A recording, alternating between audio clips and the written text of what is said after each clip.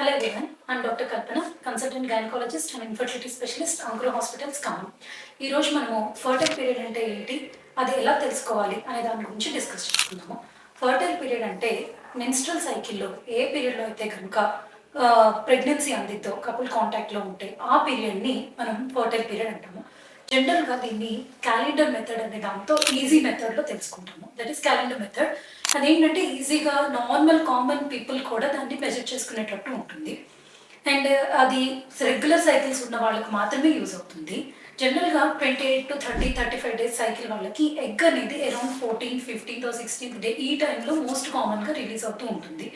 So ఈ టైంలో కనుక కపుల్ కాంటాక్ట్లో ఉంటే కనుక ప్రెగ్నెన్సీ అందే ఛాన్స్ ఉంటుంది.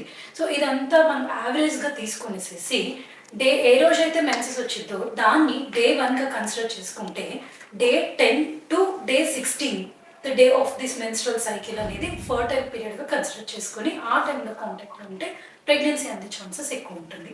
Thank you.